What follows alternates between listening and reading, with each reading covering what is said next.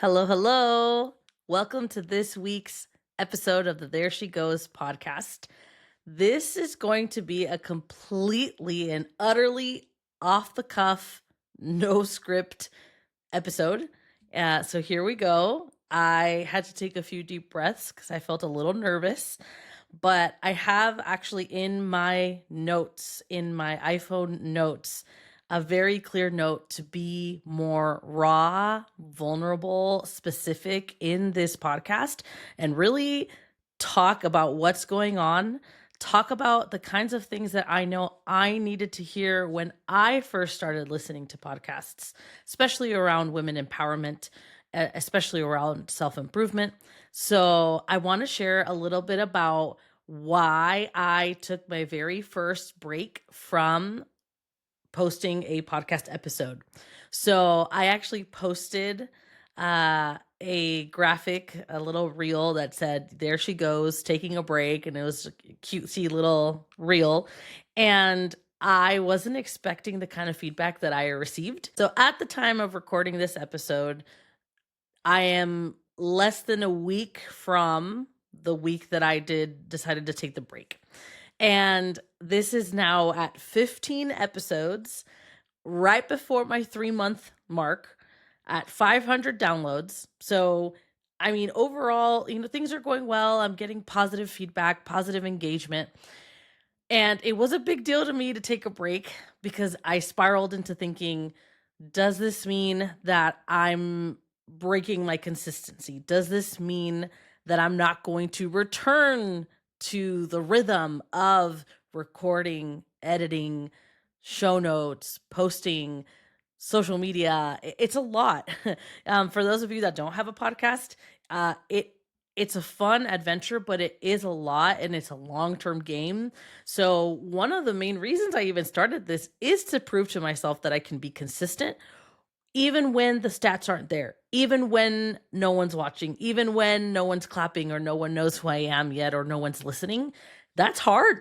It's hard to do. You don't always get that immediate feedback loop. So, because consistency was something so huge for me, I wanted to prove myself that I could be here, show up week after week after week, right? But I also think it's important that consistency doesn't equal perfection, and that taking a break and resting is also really important, and giving yourself grace is important.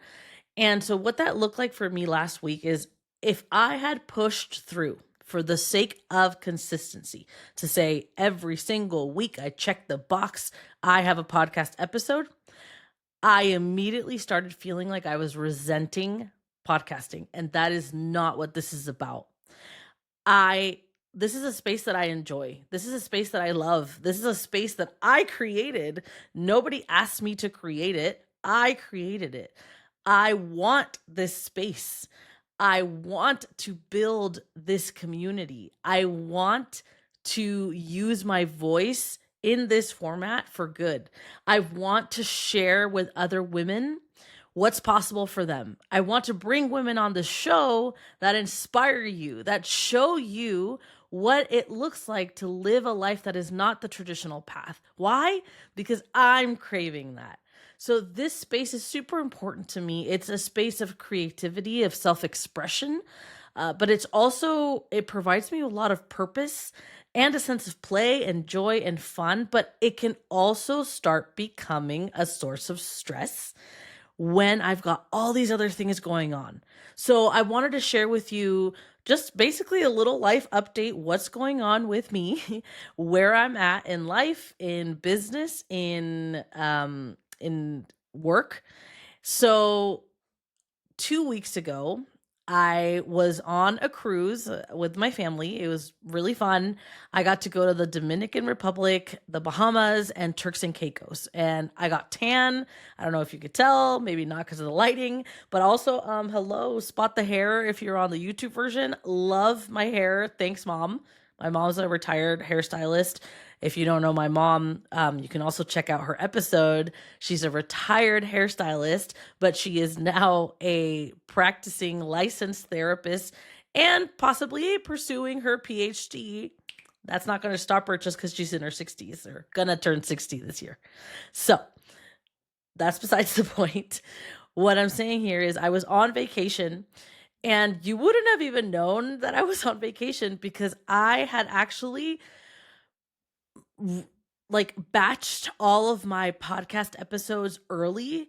I wouldn't say I was killing myself, but I put in some decent hours in getting enough content going, not just in the podcast episode, but the show notes and getting social media clips and captions. It's a lot, especially if it's in advance. On top of the podcast episodes, I'm also collaborating with my friend Tracy on a Disney collaboration event.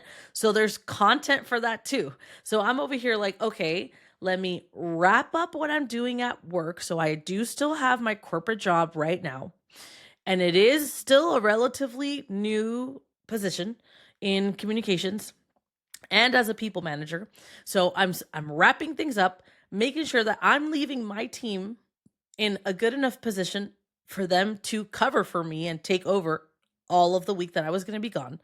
I'm batching content. I'm preemptively, creating content for the Disney event as well as for the podcast. And then I go off on the cruise, which of course I'm not going to have signal during the cruise for the most part. So it was very offline. I really got to relax and enjoy. What was also going on around this time is that I actually had scheduled a good 3 guest interviews that every single one, for one reason or another, got postponed, canceled. For one reason or another, the content that I had banked on having, I didn't have.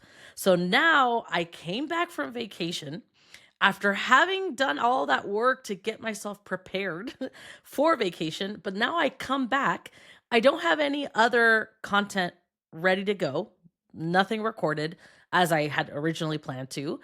I just got back from vacation. So guess what? Work, corporate job, yeah, the load increased.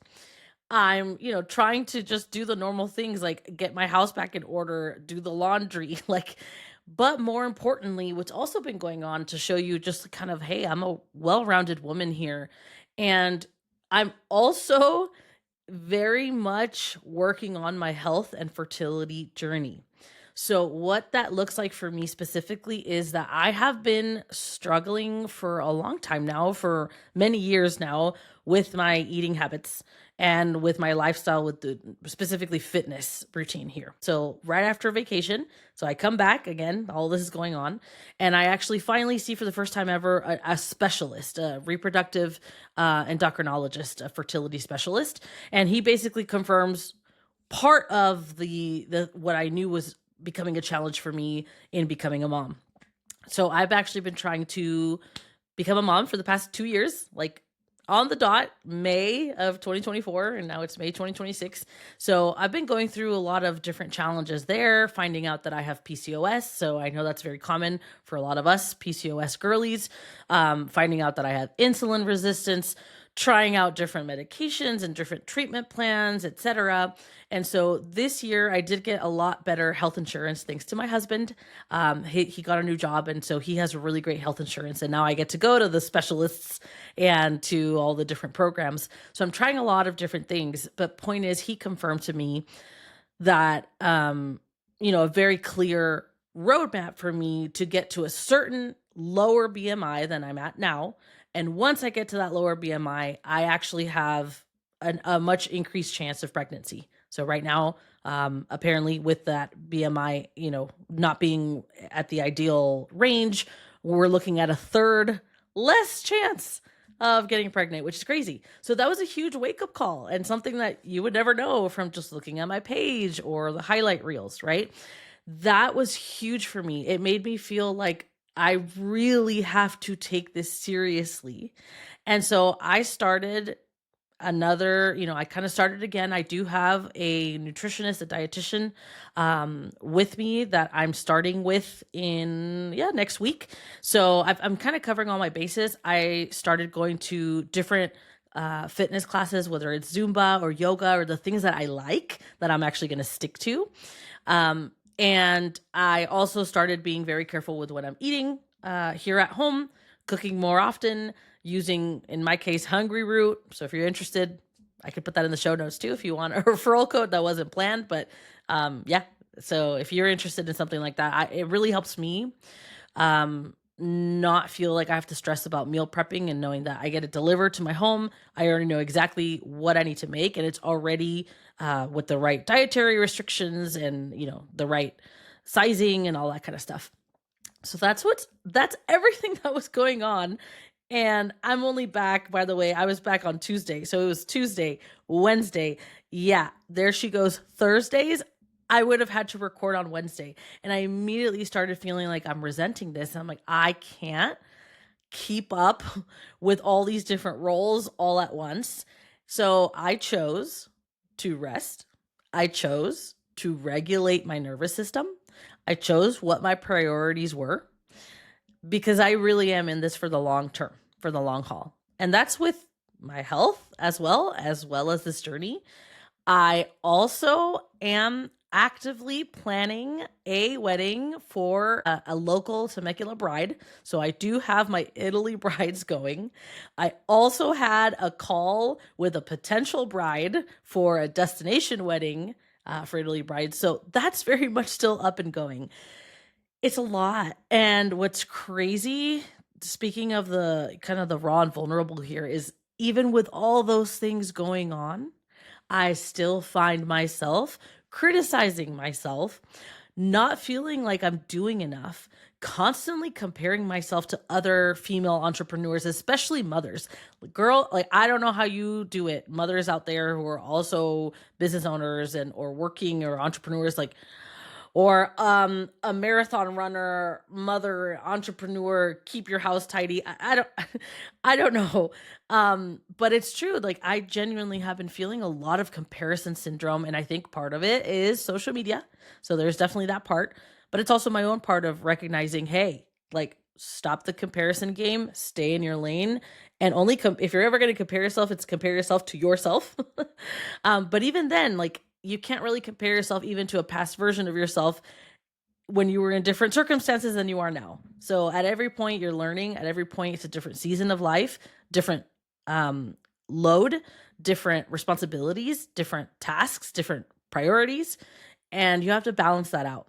So that's all. I know it's not, this episode really is not meant to be like, let me explain why I took a break because I owe it to you to explain that break. That's not what it is. Because I genuinely did. It was like, I need to take this break, and I did it. And I was actually really proud of myself. But I noticed some people were like, like, some were like, oh, concerned. Like, are you okay? I'm like, oh, I'm okay. I just want to normalize this. Like, it's okay to take these breaks. And we're all well-rounded human beings going through a lot of other things that are not visible. And I just think it's important to shed some light on what it was that is all going on in my life. And I hope my boss isn't seeing this, or anybody at work, but the other consideration that I've been going through a lot lately is going full time into entrepreneurship. It's something that I continue to come back to over and over. And in previous episodes, I may have shared that I was really happy in this new role because it is much more aligned to what I like, which is communications. Hello, communicating, email, writing email newsletters, things like that, people management, all skills that are way more aligned. But it's still a corporate job, and trying to balance that full-time job with my other career interests, and more importantly, with my health and fertility journey. I am simply at a point right now where I am prioritizing different things. I'm prioritizing my health and well-being, and I'm prioritizing a slower pace, a slower lifestyle, and me, just betting on me, getting to do these ventures full time, like getting to fully invest this time in myself and in my creative ventures and in my businesses. I just think that I'd be so excited to see them flourish and to see me flourish. So hopefully this break, and the breaks to come and the episodes to come only show you my continued growth in this area, and show you a Grecia that keeps flourishing, because I'm listening more and more to myself and being true to myself. and not letting fear stop me. So hopefully this message was helpful to you if you're going through anything similar, if you're feeling overwhelmed or stressed, or you're putting too much on yourself, or you're criticizing yourself. This is a reminder that I needed, and hopefully it's a reminder that could help you as well. Be kind to yourself. You are probably doing way better than you think you are. Don't compare yourself to others. And you know what? Call a friend, be open and honest, call a friend or family member, be vulnerable, share what's going on. Don't be afraid to, feel like you only have to show the highlight reels. We all want to know what's going on also behind the scenes and know that we are not alone. So, thank you for holding space for this episode, for letting me be a little bit open, raw, vulnerable, authentic, and simply share what's going on and be off the cuff. So, see you next week.